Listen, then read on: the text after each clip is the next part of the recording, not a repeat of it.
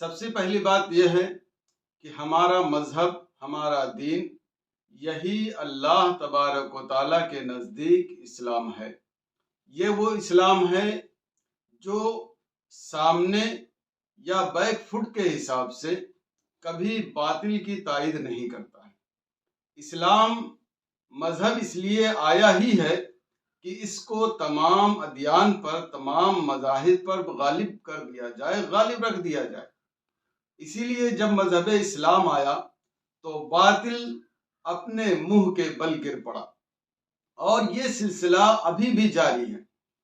تو کہنے کا مطلب یہ ہے کہ اسلام اپنی حقانیت کی بنیاد پر، اور یہ مذہب اسلام کسی بندے کا بنایا ہوا نہیں ہے، بلکہ اللہ تبارک و تعالیٰ کی طرف سے دیا گیا مذہب اور دین ہے۔ خود اللہ تبارک و تعالیٰ ارشاد فرماتا ہے ان الدین عند اللہ الاسلام، کہ دین اور مذہب یہ اللہ تبارک و تعالیٰ کے نزدیک اسلام ہے۔ اور ظاہر سی بات ہے جب یہ مذہب اسلام اللہ تبارک و تعالیٰ کے نزدیک ہی ہے تو یہی غالب رہے گا، اس کے علاوہ کوئی دوسرا غالب نہیں آ سکتا۔ حضور نبی کریم صلی اللہ علیہ وسلم ارشاد فرماتے ہیں الاسلام یعلو ولا یعلا، اسلام بلند تھا، بلند ہے، اور قیامت تک ہمیشہ ہمیش کے لیے یہی اسلام بلند رہے گا۔ تو مذہب اسلام کو نہ تو کوئی پست کر سکا تھا، نہ کر سکا ہے، نہ آئندہ کبھی کر سکے گا۔ یہ مذہب اسلام کے تعلق سے ایک مسلمان کو اپنے ذہن میں بیٹھا لینا چاہیے اور مضبوطی سے اس کو تھام لینا چاہیے۔ یہ بات ہوئی اسلام کے تعلق سے۔ دوسری بات اسلام اور مسلمان، یعنی مسلمان اپنے طریقہ کار سے اسلام لوگوں کے درمیان کس طرح رکھتے ہیں، اپنے اخلاق سے، اپنے نظام زندگی سے لوگوں کے سامنے اسلام کیسے رکھتے ہیں، جس کی بنیاد پر اسلام پوری دنیا میں بہتر تھنکنگ کے ساتھ پھیلتا ہوا نظر آئے، بہتر سوچ کے ساتھ پھیلتا ہوا نظر آئے، اور یہ ظاہری طور پر بھی لوگوں کے درمیان غالب رہے۔ اس کے لیے تمام مسلمانوں کو تین چیزیں مضبوطی سے تھام لینی چاہیے۔ سب سے پہلا یہ ہے کہ ہم اس رب کو مانتے ہیں جس نے پوری دنیا کو پیدا کیا، چاہے بڑی چیز ہو چاہے چھوٹی چیز ہو، ذرہ کے برابر بھی کوئی چیز یا اس سے کم تر ہو، یا بڑی سے بڑی چیزیں، سب کا پیدا کرنے والا اللہ ہے، اور ہم اسی کی عبادت کرتے ہیں، اس کے سوا کسی کی عبادت نہیں کرتے۔ تو اب ہمیں چاہیے کہ سب سے پہلے پورے طور سے کامل، اکمل، پرفیکٹ اعتماد اپنے رب پر کریں، کیونکہ اللہ تبارک و تعالیٰ ارشاد فرماتا ہے وَعَلَى اللَّهِ فَلْيَتَوَكَّلِ الْمُتَوَكِّلُونَ، اور اعتماد کرنے والوں، بھروسہ کرنے والوں کو اللہ ہی پر پورے طور سے بھروسہ کرنا چاہیے، اسی پر بھروسہ لازم اور ضروری ہے۔ اب یہاں یہ سوال ہو سکتا ہے کہ ہم اللہ پر بھروسہ کیوں کریں؟ سب سے پہلی بات تو یہ کہ ہم اپنے رب کو مانتے ہیں اور اسی پر ایمان و عقیدہ رکھتے ہیں، اسی کی عبادت کرتے ہیں، تو اس اعتبار سے بھی ہم پر بھروسہ لازم ہے۔ اور خود اللہ تبارک و تعالیٰ ارشاد فرماتا ہے وَمَن يَتَوَكَّلْ عَلَى اللَّهِ فَهُوَ حَسْبُهُ، اور جس نے اللہ تبارک و تعالیٰ پر بھروسہ کر لیا وہی اس انسان کے لیے کافی ہے۔ تو ظاہر سی بات ہے جس نے پوری دنیا کو پیدا کیا ہے، اسی میں ظالم، غیر ظالم، نیک، سیرت، سارے لوگ جس طرح کے لوگ ہیں، انسان بھی شامل ہیں، تو آپ اس پر اعتماد کریں گے تو وہ آپ کے لیے کافی ہوگا، اور وہ آپ کے لیے کافی ہوگا تو آپ کو اس دنیا میں ترقی کرنے سے، آگے بڑھنے سے کوئی نہیں روک سکتا۔ پھر وہی ذات ہے کہ اللہ تبارک و تعالیٰ خود ہی ارشاد فرماتا ہے کہ وَاللَّهُ يَفْعَلُ مَا يُرِيدُ، اور اللہ تبارک و تعالیٰ ہی جو چاہتا کرتا ہے، یعنی کسی کو اس کی اجازت کے بغیر ذرہ برابر ہلانے کی گنجائش نہیں ہے۔ وہ رب تعالیٰ ہے جو مختار کل ہے، جس کو چاہے جو دے، جس سے چاہے منع کر دے، جس کو چاہے حکومت دے، جس کو چاہے حکومت کو چھین لے۔ خود ارشاد فرماتا ہے قُلِ اللَّهُمَّ مَالِكَ الْمُلْكِ تُؤْتِي الْمُلْكَ مَن تَشَاءُ وَتَنزِعُ الْمُلْكَ مِمَّن تَشَاءُ وَتُعِزُّ مَن تَشَاءُ وَتُذِلُّ مَن تَشَاءُ بِيَدِكَ الْخَيْرُ إِنَّكَ عَلَى كُلِّ شَيْءٍ قَدِيرٌ۔ اللہ تبارک و تعالیٰ اس میں اپنے محبوب سے کہتا ہے کہ تم کہو اے اللہ، تو جسے چاہے ملک دے، تو جس سے چاہے ملک چھین لے، تو جسے چاہے عزت دے، تو جسے چاہے ذلت دے، تیرے ہی دستے قدرت میں سب کچھ ہے، تو ہی ہر چیز پر قادر ہے۔ تو ان ساری آیات کریمہ اور اللہ تبارک و تعالیٰ کے فرامین سے واضح طور پر سمجھ میں آتا ہے کہ سب کچھ اللہ تبارک و تعالیٰ کے ہاتھ میں ہے۔ تو ظاہر سی بات ہے جب اسی کے دستے قدرت میں ہے تو ایک مسلمان پر لازم اور ضروری ہے کہ سب سے پہلے اپنے رب پر اپنا اعتماد پورے طور سے بحال کرے۔ وہ رب جس نے حضرت موسیٰ علیہ السلام کے لیے سمندر میں راستے کھول دیے، ان کے ماننے والوں کے لیے سمندر میں راستے کھول دیے۔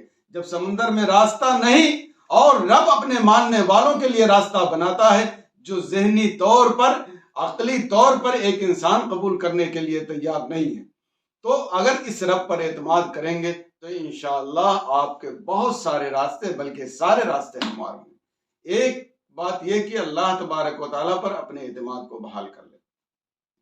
دوسرا یہ کہ کوشش کر کے اپنی خطاؤں کی اصلاح کریں۔ وہ شخص بہت بڑا نادان ہے اور غافل ہے جو خطا پر خطا کرتا چلا جائے اور اس پر اس کو سزائیں ملتی جائیں، لیکن وہ اپنے خطا کی اصلاح نہ کرے۔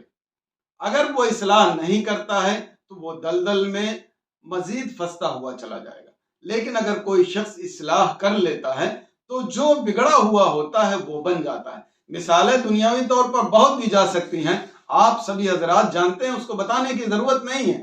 تجارت کرتے ہیں، کوئی کمی ہوئی، آپ نے اس کی اصلاح کر لی تو آپ تجارت میں مزید پروگریسنگ کریں گے، آپ کی حالت بہتر ہوگی۔ لیکن اگر آپ نے خطا کی اصلاح نہیں کری تو آپ کی تجارت تہس نہس ہو جائے گی۔ تو کہنے کا مطلب یہ ہے، اسی تجارت کے مثال کے اعتبار سے آپ سمجھ سکتے ہیں کہ دینی اعتبار سے، مذہبی اعتبار سے، سماجی اعتبار سے، سیاسی اعتبار سے، تعلیمی اعتبار سے جو بھی ہمارے اندر خطائیں ہیں، آج ہمیں عہد کر لینا چاہیے کہ ہم اس کی اصلاح کریں گے اور جہاں بھی موجود ہوں گے اس کو بہتر سے بہتر بنانے کی کوشش کریں گے۔ خطاؤں کی اصلاح میں سب سے پہلا جو آتا ہے کہ اپنی سوچ بہتر کریں، فکر بہتر کریں اور ہر ایک کے لیے اچھا اور بہتر سوچیں، یہ سب سے پہلی چیز۔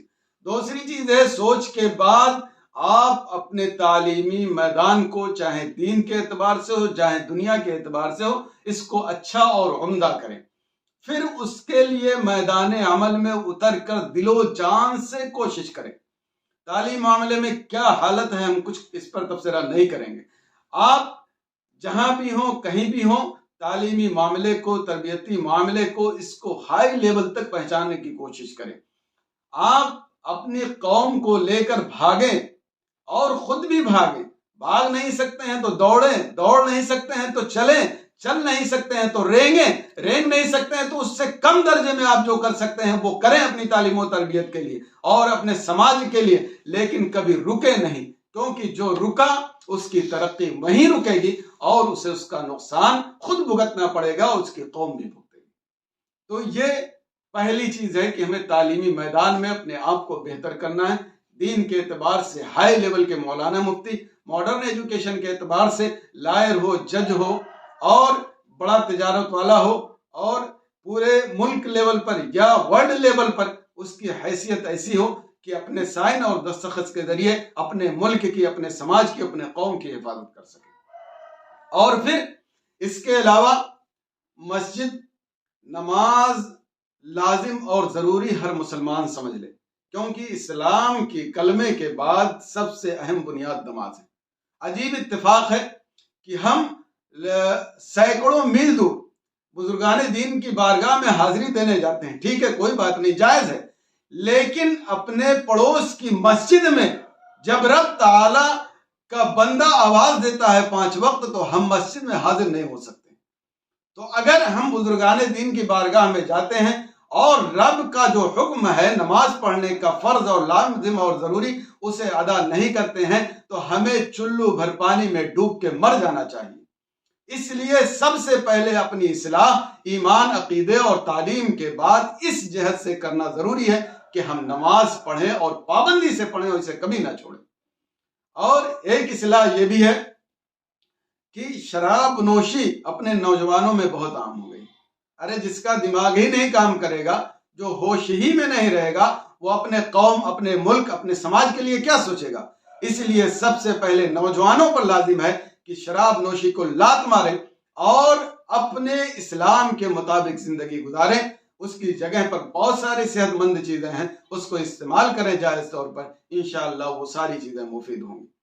اور اسی طرح سے اپنے درمیان اتحادی قوت پیدا کریں۔ اپنے لوگوں کو لے کر اتحادی قوت بن سکتی ہے تو وہ بھی بنائیں، اور غیروں سے مل کر کے بھی جائز طور پر جو صورت بن سکتی ہے اس کی بھی اتحادی قوت بنائیں۔ لیکن سب سے پہلے ضروری ہے کہ اہل سنت و جماعت کے درمیان اپنی اتحادی قوت کو مضبوط کریں، پختہ کریں اور اس کو عظمت والا بنائیں۔ انشاءاللہ اس اتحادی قوت کی بنیاد پر ہم سیاسی بنیاد بھی اپنی مضبوط کر سکتے ہیں، اور کسی بھی ملک میں، کسی بھی سماج میں رہنے کے لیے ہمیں اپنی سیاسی قوت اور سیاسی مذہبیت کو مضبوط کرنا بہت ضروری اور لازم ہے۔ بغیر سیاست کے، بغیر حکومت کے پاور کے ہم اپنی چیزوں کو مضبوط نہیں کر سکتے۔ اس کے علاوہ بہت ساری چیزیں ہیں، ان کی ہمیں اصلاح کرنی چاہیے۔ جب تک ہم اپنی خطاؤں کی اصلاح کر کے صحیح راستے پر نہیں آ جاتے ہیں اس وقت تک ہمارے حالات بہتر اور اچھے نہیں ہو سکتے۔ یہ دو چیزیں ہوئیں۔ تیسری چیز یہ ہے کہ قربانی دینے کا جذبہ۔ قربانی دینے کا ضروری نہیں کہ آپ جان ہی قربان کریں۔ کہنے کو تو لوگ کہہ سکتے ہیں بڑے آسانی سے کہ ہم جان قربان کر دیں گے، ٹھیک ہے، اگر کسی کے اندر یہ طاقت ہے اور قوت ہے اور ضرورت پڑتی ہے تو قربان کر دے، کوئی مسئلہ نہیں۔ لیکن بر وقت میں آپ کے جان کی قربانی نہیں مانگ رہا، یہ قربانی مانگ رہا ہوں کہ آپ اپنے اسلام اور نظام اسلام اور اسلام کی ضروری چیزوں کی حفاظت کرنے کے لیے قربانی دیجیے۔ اور وہ قربانی کا جذبہ آپ حضرت بلال رضی اللہ تعالی عنہ سے سیکھ سکتے ہیں۔ حضرت بلال رضی اللہ تعالی عنہ کو ان کے اسلام لانے کی وجہ سے کتنا ستایا گیا۔ امیہ بن خلف نے آپ کو جانور کے چمڑے کے اندر بند کر دیا، کبھی زرہ لوہے کی پہنا کر کے پتھر پر لٹا دیا، گلیوں میں نوجوانوں نے آپ کے گلے میں پٹا باندھ کر گھمایا۔ اس کے باوجود جب آپ سے کہا گیا کہ اے بلال اب تم محمد رسول اللہ صلی اللہ علیہ وسلم کے اللہ کو چھوڑ دو، اس وقت بھی آپ نے عہد کہا، یعنی اس وقت بھی آپ نے کہا کہ میں صرف ایک رب کو مانتا ہوں، اور رسول اللہ صلی اللہ علیہ وسلم نے اپنے رب کے ذریعے جس رب کے ماننے کا پیغام دیا ہے میں اسے مکر نہیں سکتا، تم چاہے جتنی سزائیں دے لو میں کبھی اس سے پلٹ نہیں سکتا۔ تو یہ حضرت بلال رضی اللہ تعالی عنہ کو جو قربانی دینے کا جذبہ تھا، یہ جذبہ آپ اپنے اندر پیدا کریں۔ علماء اس کی طرف اپنی عوام کو موٹیویٹ کریں اور طلباء کو موٹیویٹ کریں، ان کی تربیت بہتر طریقے سے کریں اور ان کو بتائیں کہ اسلام اور اس کی ضروری چیزیں جو ہیں ان سے ہم کبھی سمجھوتا نہیں کر سکتے۔ اگر مصیبت آتی ہے تو ہم صبر و استقلال کے ساتھ اس پر قائم و دائم رکھیں گے، اور حکومتی طور پر جو بھی ہو سکتا ہے اس کے لیے ہم اس کی کوشش کریں گے اور اپنا دفاع کریں گے۔ اس میں آپ قربانی کا جو معاملہ ہے بہت ساری چیزیں آ سکتی ہیں۔ آپ کی طبیعت کرتی ہے کہ ہم نماز نہ پڑھیں تو آپ کی قربانی یہ ہے کہ اپنے نفس سے امارہ کو لات ماریے اور نماز پڑھنے پہنچیے۔ اگر آپ کا نفس امارہ یہ کہتا ہے کہ ہم شراب پیئیں گے تو یہ بھی قربانی دیجیے اور شراب کو لات ماریے اور شراب کو چھوڑیے اور وہ چیز پیجیے جو آپ کے صحت کے لیے مفید ہو، آپ کے دماغ کے لیے مفید ہو۔ اسی طرح اگر حسد اور جلن کا معاملہ آپ کے ذہن میں آتا ہے تو اس کو جھٹک دیجیے اور کہیے کہ ہمارے نبی نے حسد سے منع کیا ہے، ہم اس کو کبھی نہیں کر سکتے۔ کسی مسلمان کو تکلیف دینے کا ذہن میں بات آتی ہے تو یہاں پر بھی آپ قربانی دیجیے اور کہیے کہ ہمارا اسلام یہ سکھاتا ہے کہ ہم غیر مسلم کو پر بھی ظلم نہیں کر سکتے، ستا نہیں سکتے، تو ہم کسی مسلمان کو کیوں کر ستائے جائیں، اس کو بھی جھٹکیے اور قربانی دیجیے۔ اس طرح کی ہزارہ قربانی ہیں جو آپ کو دینی ہے۔ انشاءاللہ اگر ان چیزوں پر آپ عمل کرتے ہیں، اللہ پر بھروسہ مکمل کرتے ہیں، اپنی خطاؤں کی اصلاح کرتے ہیں اور قربانی دینے کا جذبہ پیدا کرتے ہیں تو آپ کو انشاءاللہ کوئی بھی نہ تو دنیا میں ترقی کرنے سے روک سکتا ہے اور اپنی حقوق کو بازیافت کرنے سے روک سکتا ہے، اور نہ ہی انشاءاللہ آخرت میں آپ کو پریشانی ہوگی۔ انشاءاللہ آخرت بھی آپ کی بلندی ہوگی۔ تو بہرحال کہنے کا مطلب یہ ہے کہ اسلام بلند تھا، بلند ہے، بلند رہے گا، وہ کبھی پستی کا شکار نہیں ہوگا۔ ہاں اسلام کے ماننے والوں میں اتھل پتل ہو سکتی ہے، لیکن اگر وہ اپنے رب پر بھروسہ مکمل کر لیں، اپنی خطاؤں کی اصلاح کر لیں اور قربانی دینے کا جذبہ پیدا کر لیں تو انشاءاللہ پوری امید قوی ہے کہ وہ بھی دنیا میں ترقی کریں گے اور ترقی کرتے جائیں گے۔ ماضی میں لوگوں نے یہی کیا تو ترقی کرتے رہے، اور جب چھوڑ دیا تو پستی کے شکار ہو گئے۔ آئیے ہم اپنے آپ کو بیدار کریں اور نئے طریقے سے زندگی گزارنے کی کوشش کریں، انشاءاللہ ہم دنیا میں بھی کامیاب ہوں گے اور آخرت میں کامیاب ہوں گے۔ اللہ تبارک و تعالی ہمیں عمل کرنے کی توفیق عطا فرمائے اور اپنی اصلاح کی توفیق سے نوازے، آمین ثم آمین۔ السلام علیکم ورحمۃ اللہ وبرکاتہ۔